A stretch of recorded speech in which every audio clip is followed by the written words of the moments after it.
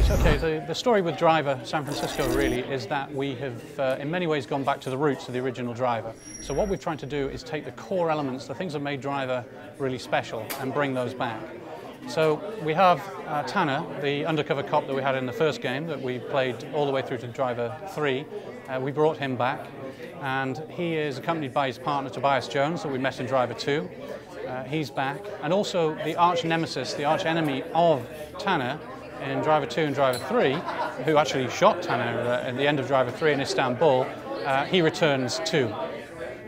Now the other thing that returns is the most iconic car chase city of all time, San Francisco. And first thing to notice is for the first time in a Driver game we've got real licensed cars. So we have well over 100 real cars.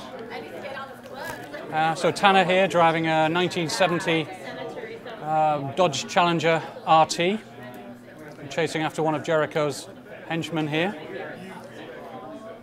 And the other thing is that this is a 60 frames per second game, and what we're really proud of actually is that the amount of detail, things to smash through, the pedestrians on the street, the number of cars, realistic density, all of this in 60 frames. So this is all fairly familiar territory, barring the technical differences, obviously, for people who enjoyed the original Driver, just the handling and the car chases and the feeling of being in the action. But we've got some new elements that I'm going to demonstrate just down here. So he disappeared down here. Classic back alley action as well, all that made Driver famous. Now, this is something brand new in a driving game. Now what's happened is that in the beginning of the game, something happens to Tanner that he doesn't quite understand. Now the player understands this, and we call this shift. And what's happened is Tanner has got himself into a situation where he's developed this shocking ability, and this ability allows us to instantaneously swap between vehicles. I can instantly shift into the car like so. So I'm now driving a big old 70s Dodge Monaco, and you can see the sort of handling. Anyone who's familiar with the original game will be very at home with it. Straight into shift again, pick another car, and it's an immediate effect. You can use it for suddenly changing direction. Have a bit of fun with it. Try and crash into myself. So at its simplest level, shift is used for swapping between vehicles in this way.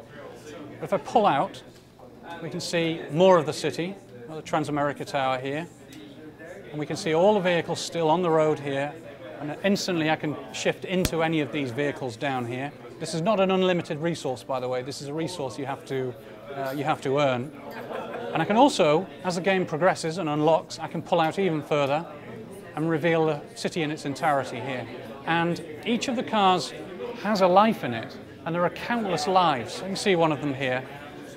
And these when we shift into the vehicle, we have a moment of, we call it a bubble of life, of experiencing the life, excuse me, of experiencing the life in that car. And as you can see, there are lots of them. Now, some of them actually have missions. So the cop here, if we go down to the south area of the city here, down to the docks, we can see a couple of cops involved in a chase, chasing this Shelby Mustang.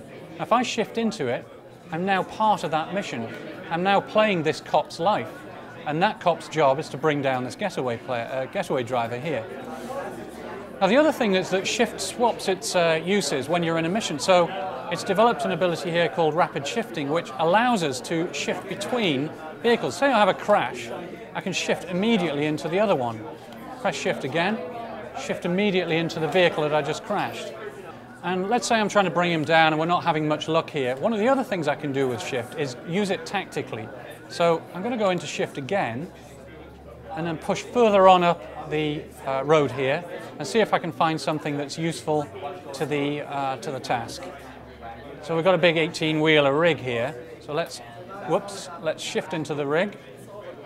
And I'm going to try and take out this guy in one go. So let's see if I can smash into the guy. So we're taking out the guy in one go, and the idea really here is just that this is a this is a resource that you can use, and the vehicles are treated like tools. So there are other vehicles in there, like we have tow trucks and articulated car transporters and so on. You can imagine the sort of vehicles that we have in the world here, and it's about choosing the right tool for the job. So that's an overview of Driver San Francisco.